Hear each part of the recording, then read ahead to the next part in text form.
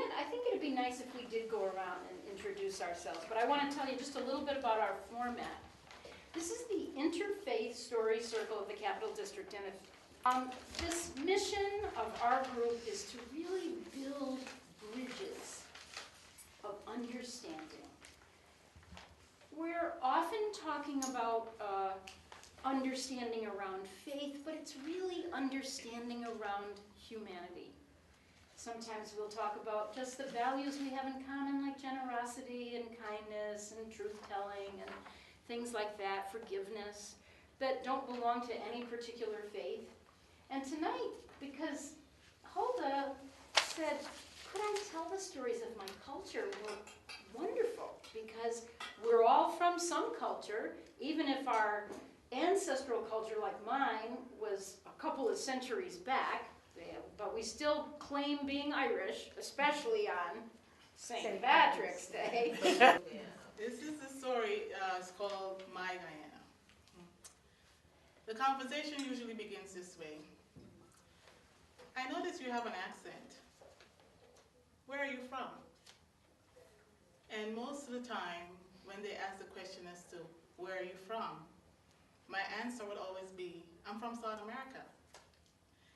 And whenever I say I'm from South America, the next question is, what part of South America are you from?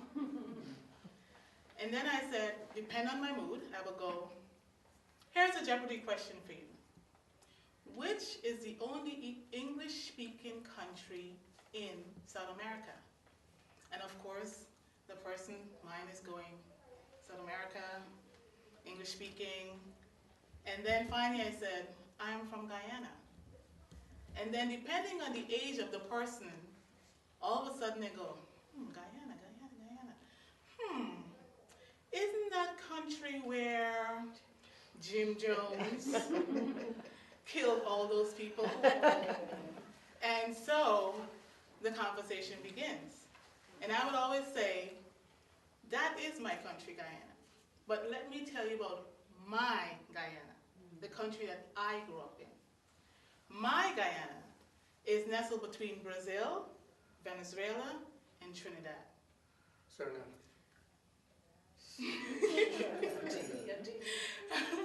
My Guyana, also Suriname too, but those three, most people would say.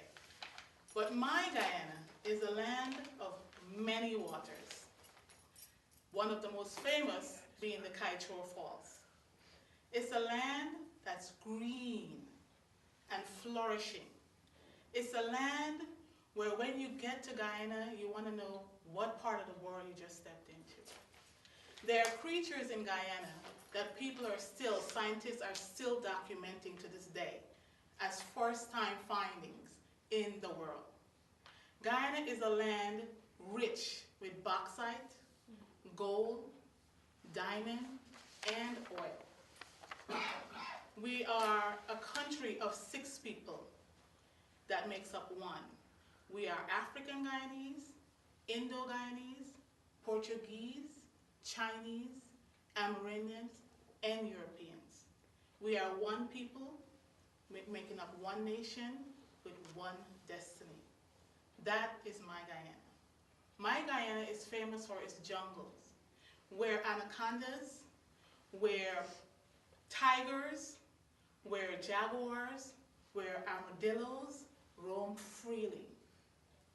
My Guyana is a hot climate. And when we say we're hot, we're hot. Anybody will tell you, when you get there, make sure when you get off the plane, you have a good umbrella. Because you're going to need it to deal with the heat of Guyana. It is a hot climate. We have our hot season and we have our rainy season. We don't have snow, we don't have any kind of winter, but we are very much comfortable with our heat. But when you come, if you would come with me and you get off the plane, I will give you an umbrella and it will say, hang on for a bit. For the first 2 days, you're going to be knocked out. The heat is going to knock you out. But once your body gets acclimated to the climate, you're ready to go. Take an umbrella and enjoy the cool breeze as you walk through the streets of Georgetown. Georgetown, the capital, is 2 worlds meeting as one, the colonial world and the new world. you will meet St. George's Cathedral, the biggest, largest wooden cathedral in Guyana. Everything is wood, from top to bottom. The chairs, the whole building is wood, and it's been there for over 100 and some years. This is St. George's Cathedral. Then if you go around the corner, you'll see a big black statue of a man by the name of Coffee. Coffee was one of the first freedom fighters in our country, not only in our country, but beyond. Before Toussaint Louverture in Haiti, there was Coffee. And he is still one of our famous freedom riders. Let me tell you about my Guyana and Guyanese people. Guyanese people are very friendly. From the moment I get home and they know that I'm home, things start coming to my house. Mostly food. We love to share our food. And for the first day I get home and people know, oh, Sister Huldah come home, food starts to show up at my house. First kind of food sometimes, because it's Christmas season, if I go home, black cake.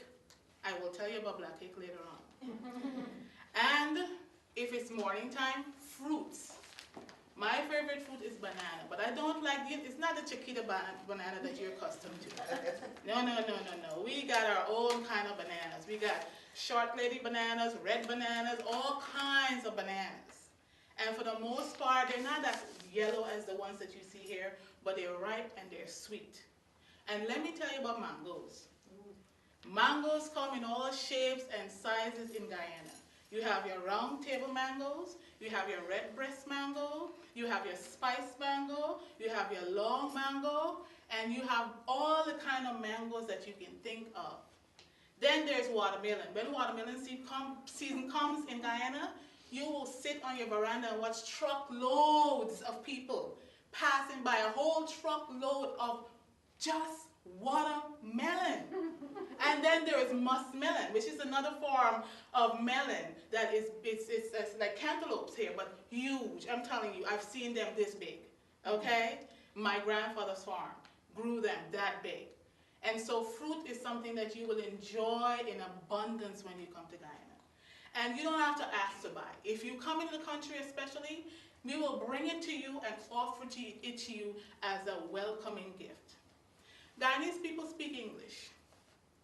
But we can speak perfect English, don't get it wrong. But we tend to speak a patois English. An English that's mixed with some Guyanese, with some Indian, and some African, and some British, and before you know it, we have a kind of English that you gotta listen to. But you'll pick it up easy. You'll pick it up pretty easy. Just listen, and before you know it, you hear yourself going, "Good morning, Auntie Janie, how you doing?" Or you hear yourself say, "Uncle Pato, what are you cooking?" And that's the question as, what are you cooking today? So Guyanese people, for the most part, we're friendly. We're a lively set of people, and our music is beyond. If you come to Guyana on a regular day, say about morning time, you start listening to calypso. And before you know it, in the afternoon, you start listening to more calypso. And before you know it, by end time, it's all reggae music. And you're going back and forth and just having some serious fun with everybody that's there. My Guyana is a rich country. A land that is beautiful, that is green, that has unspoiled beauty. My Guyana is a land that is beautiful to me and to you if you would come and explore it. So the next time you're in a conversation about Guyana and somebody said, "Oh, isn't that the country where Jim Jones did all of that?" Here's what you do. You put your hand to them and you say, "Don't drink that Kool-Aid." And let me tell you about my Guyana that my friend Huldah has told you. My Guyana is a country between Brazil, Venezuela, and Trinidad. A land of many waters and unspoiled beauty. Oh. Nicely said. Nicely said. And so we're a week into Thanksgiving, and I must say that I am a born and bred Christian girl. I love church, love going to church, love the community of church, and I love what church did for my life. It helped me through my teenage years and my young adult years, and it gave me the foundation that I needed to be who I am today. And I wouldn't be a producer today if I wasn't in this church that I was in right now. So we don't have Thanksgiving in Guyana, but we have what we call Harvest Sunday. And so I want to tell a story about Harvest Sunday and what harvest means to me. So here we go. Okay. Of all the holidays in the church, at Emmanuel Congregational Church, our church is 150 years old, one of the oldest church in our village in Hope Town, on the west coast of Berbice, straight next on the Atlantic. Hope Town is a village where if you're from Hope Town, you're happy that you're from Hope Town. If you're not from Hope Town, you wish you were from Hope Town because we are that popular. We're that great of a village. Anyway, Harvest Sunday was the biggest event for me because I love to perform, I love to be in plays, and being a part of the Sunday school, it was just my joy when the teacher in November would say, harvest is here, we're ready to give out parts. Now the most coveted part in harvest was the welcoming poem. Everybody wanted to do the welcoming poem. And most years, until my 11th year, I was always in the ensemble, with the girls doing a poem, with the other girls doing a song, or part of a play.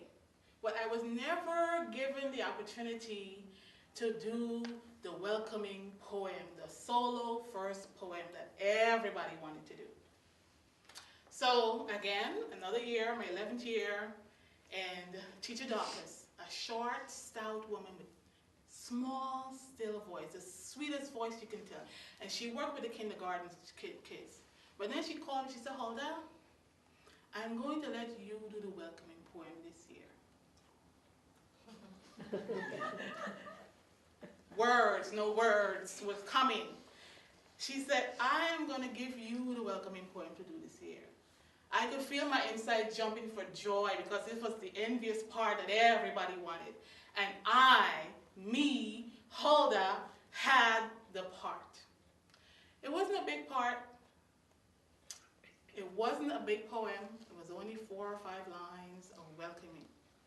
But the idea of being able to stand on the stage and to deliver those lines without any fault, any blemish, any stammering, and stand there, because stammering was bad. You couldn't stammer and missay your words, because the audience, as much as they were Christian, they were cruel. Believe you me, you say one word out of line and they got you. They get you and they start. Anyway, by the time I reached home that day from service, I was happy as a lark. I ran in the house, Mommy, guess what? Teacher Dawkins gave me the lead poem. My grandmother, of course, was happy, but she didn't show her happiness because she didn't want to be favorite, because there were 3 other siblings in the house, and they had parts too. But I had 2 parts. My regular Sunday school teacher gave me another part. It was a simple part in a play where I played a maid to Bathsheba, but that was, that was okay, but the poem was the part. Okay, so there were 4 parts to the harvesting. Performance, dress, what you're gonna wear, and how you're gonna present yourself. The procession was the other part of the harvest part. That was the most important part, where everybody in the entire village would bring something and offer it up as a thank you sacrifice to God for good crops, for a good year, whatever it is. It was a community thing. So even if you didn't go to church all year, but you were a planter, you were a farmer or something, you brought something to the house of God that day. And you leave it at the altar and you gave thanks to God for your land, for your rice, whatever it was. The only thing you weren't allowed to bring was the livestock. But when it came to fruit, the entire pulpit, the entire front of the altar of the church was full, 3 steps, full of produce and fruit and everything that you can think of that was grown in our community was laid out for all to see and to all that everybody would come and give thanks to. So, of course, I'm excited. Yes, okay, I have the part. No, I have to find the clothes. Okay, 11-year-old and I was a fashionista. Okay, don't get it twisted. I love clothes and I love to dress up to go to the house of God. I just love it. So my aunt, who was in America, had just sent us a box of clothes, okay?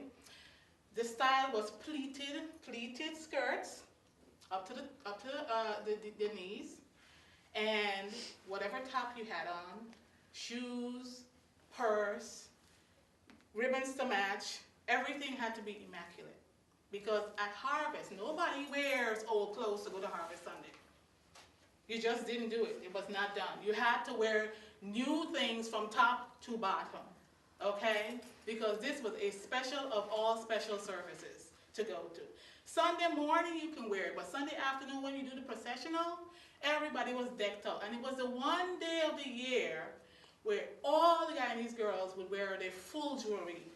Not just your earrings. Every day you wear your regular earrings. But this was the time of the year when you wore your gold bangles, your gold chains, your ring, and whatever else gold jewelry you had.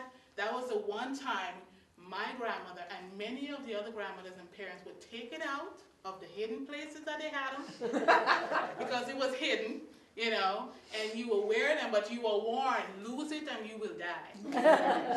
Okay? Because these are not something that you just play with. You don't play with them.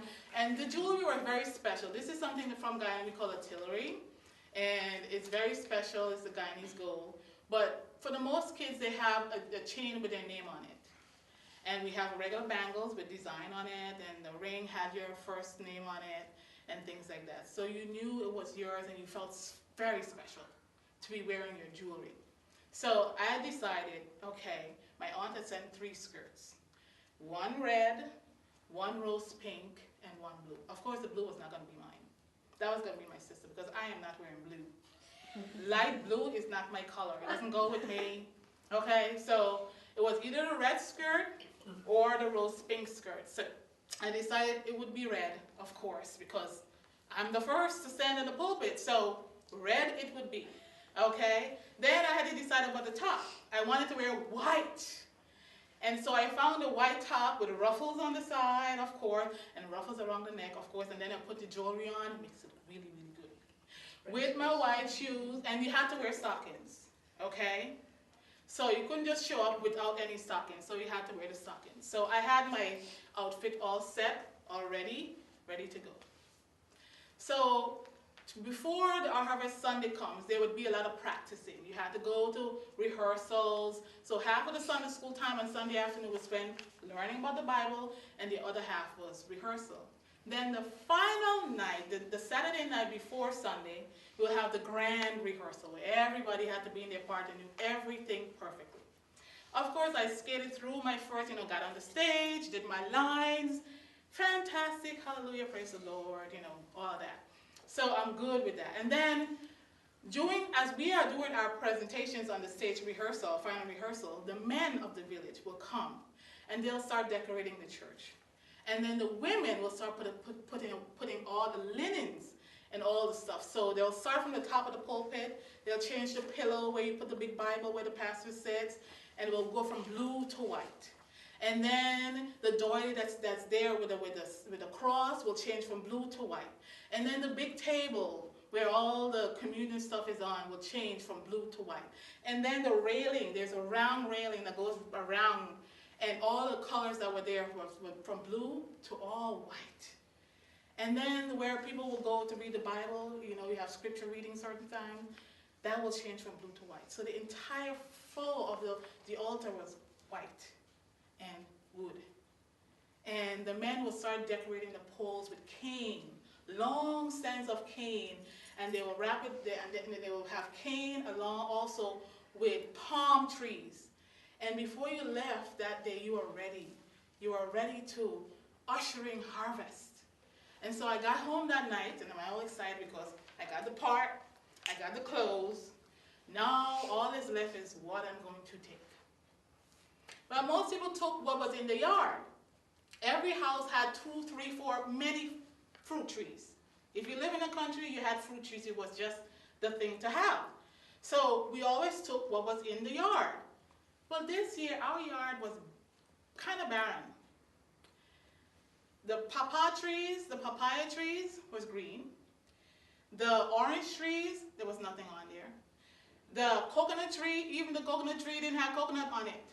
And so all the trees were either in bloom or not having anything. So of course I came home all happy. Oh, Mommy, they're ready. The church is all beautiful, ready to go. And I said, well, what am I carrying tomorrow? And my grandmother looked at me and go, what you crying tomorrow? We don't have anything to carry tomorrow. What? What? We don't have anything. I said, but there's 4 oranges on the table here. That is for your sister to take. You can't carry that. What? I can't carry the 4 oranges? Then what am I supposed to carry? Of course I got mad. Well, she always has to have it. Why does she always have to have everything and I don't have to have anything and I have nothing to carry to church? Oh my God, this was beyond. This was beyond. How is this going to happen?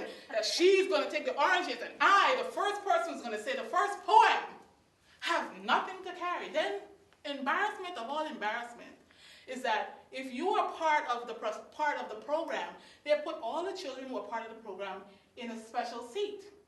And then all the children who are part of the program, you see them sit with their stuff on what they're carrying on their lap.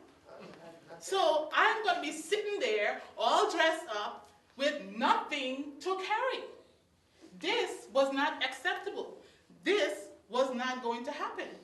So, okay, calm down, relax, maybe, I don't know, okay, maybe say a prayer, I don't know what to do. Okay, I'm panicking. Totally forgot my poem now. Can't think about anything, all I'm focusing on, okay, because I already talked to friends in the group, and everybody has already told what they're bringing. My mother is going to bring bananas. My father is going to give rice. My uncle is going to give me this. So everybody I knew in my group was carrying something, had something to carry, but me. Okay, how am I going to do this? How am I going to do this? Sunday morning came, I asked again, what am I carrying? There's nothing for you to carry. We have nothing. Anyway, I go to church Sunday morning, got myself ready, Sunday afternoon. We all walk to church. My face is totally sad. I'm just like, what? This is not happening. This is not happening. So anyway, I got there. My grandmother disappeared. My sister's sitting next to me. She had her bowl. I don't know what to do. Because everybody who has something is called out of the church, and then we go and we form a line. And then they play this hymn about harvest. And as they sing the hymn, you walk around the church. And you display your stuff. And then you place it on the altar. And then you take your seat. Well, I don't know what to do. But there is a God. And He loves me. Because out of the blue, I'm sitting there with everybody else. And out of the blue, my grandmother shows up and she goes, here, take the plate. And she put an empty plate in front of me. And she opened a bag, and in the bag, there were dungs. Dungs is a fruit. It's a good fruit, don't get me wrong. It's a fruit that kids eat, when we come home from school. Parents have it there, it's round, but these dungs were big. They were bigger, they were yellow, but it was dungs. Oh my jeez, they couldn't bring some pineapple, they couldn't bring banana, dungs?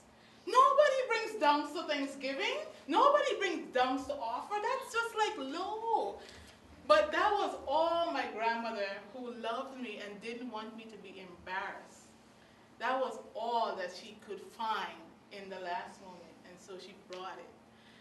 And I thought, okay, I had 2 opinions. I can go and feel sad, or I can take it joyfully, get in the line with everybody, and march around the sanctuary in my beautiful red and white outfit and place those bowl of ripe yellow downs on the altar, thank the Lord, sit, wait for the MC to call my name, take my 3 steps, get to the altar, and say my poem. So that's what I did.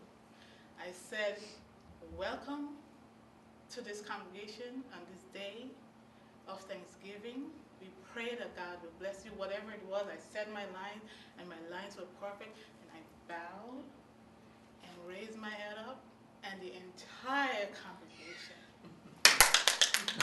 I was so happy. I was the happiest, most joyful 11-year-old Sunday school student. I am a Guyanese, I am a Guyanese, no matter where I be. I am a Guyanese, I am a Guyanese, I am a Guyanese, no matter where I be. I am a Guyanese. It don't matter where I be, I'm proud to still be me. I'll always represent, I'm always Guyanese. In every party I represent, inside of the fence I represent, country people overseas, never deny your Guyanese. In the morning I represent, in the evening I represent, in the day, in the night, I tell you, anywhere I go I got my flag, my GT flag, yeah. I am a Guyanese, I am a Guyanese, no matter where I be. I am a Guyanese, I am a Guyanese, I am a Guyanese, no matter where I be. I am a Guyanese. 6 away in this country, 6 away in harmony, the 6 away, 6 away, the 6 away, 6 away. In every party I represent, inside the defense I represent, country people overseas, never deny your Guyanese. In the morning I represent, in the evening I represent, in the day, in the night, I tell you, anywhere I go I got my flag, my GT flag, yeah. I am a Guyanese, I am a Guyanese, no matter where I be. I am a Guyanese, I am a Guyanese, I am a Guyanese, no matter where I be. I am a Guyanese. Let me see a good flags up in the air, flags up in the air, something in the air, something in the air, in the air, in the air. Let me see a good flags up in the air, flags up in the air, something in the air, something in the air. La la la la la la la. I love Guyana, I